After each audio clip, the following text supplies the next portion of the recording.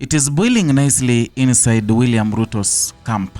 And for the longest time, since Linda Mwananchi, led by Edwin Sifuna, who is the senator for Nairobi, started operating and holding rallies in Kenya, the camp allied to William Ruto has never attacked him, has never attacked the brigade, or rather, in as much as there are few individuals who have been attacking them, but it has not been so vehement that like it should be when they are, they are desperate.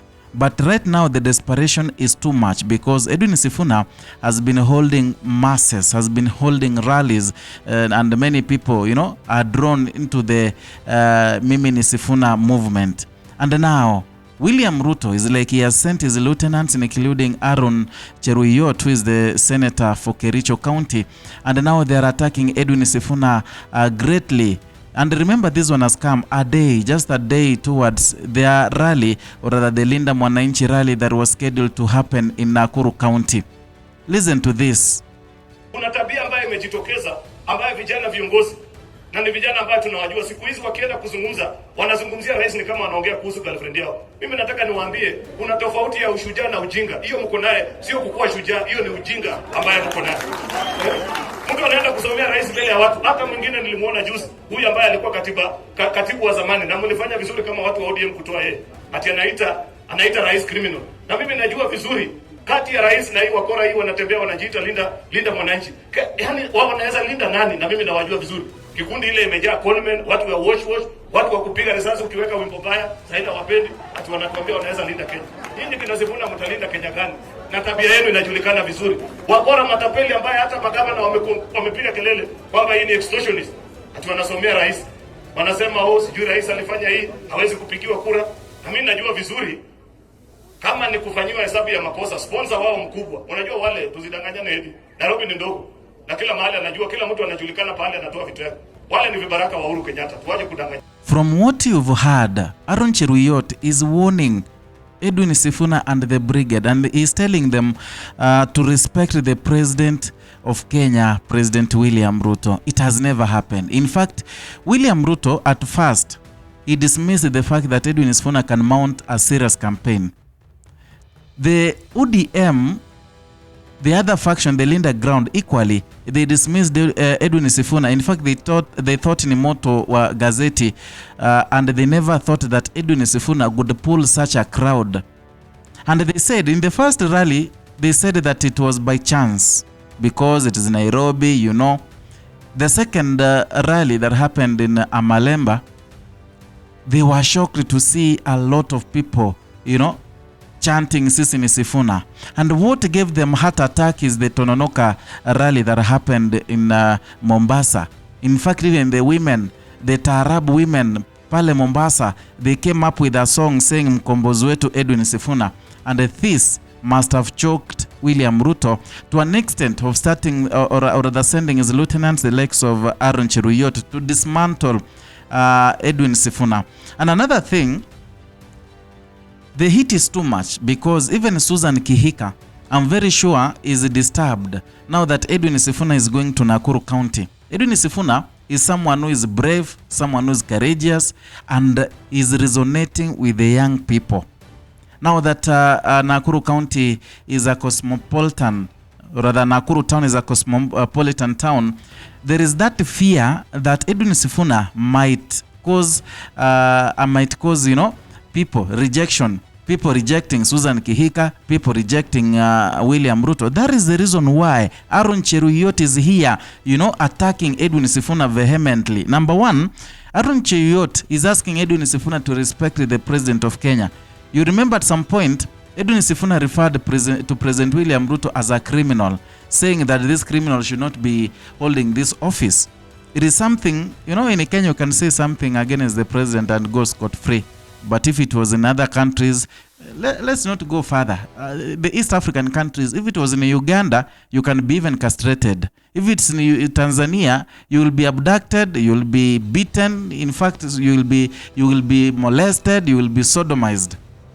That is Tanzania, that is Uganda. But in Kenya, we have a lot of freedom. And that is why Edwin Sifuna referred to President William Ruto as a criminal, and he is scot-free. And now, Aaron Cheruiyot speaking with a lot of anger. he addressed Edwin Sifuna, saying this man, it's okay that he was chased away from the position of the as the Secretary General. You know, he said that he called the president a criminal. Who can call the president a criminal? These people are going overboard. That's according to Aaron Cheruiyot. But again, you know what Aaron Cheruiyot forgets is that there is a case in a court, and right now the court reinstated Edwin Sifuna as the legit Secretary General of ODM party. That is what he forgets. But here, if we go further to his statements, you heard him say, he said that Edwin Sifuna, with the bunch of those MPs, they are wash team. Unajua wash ni wale watu wa kuunda pesa fake. They get money out of illegal practices. That's why he's saying hao ni watu wa kuunda pesa fake. You see?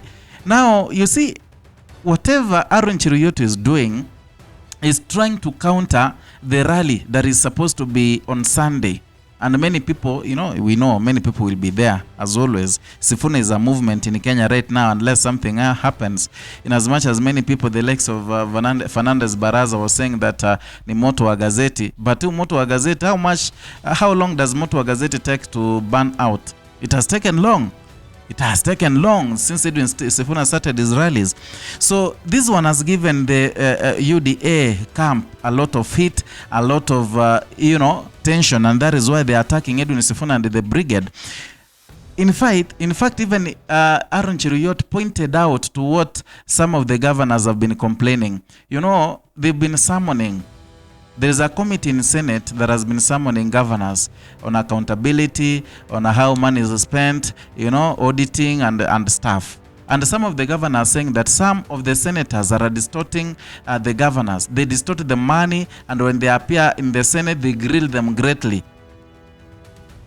So they were condemning what has been happening in the Senate chambers. In fact, they even wanted not to appear to the Senate when they are called, but then that goes against our constitution, because the work of the senators is to oversight.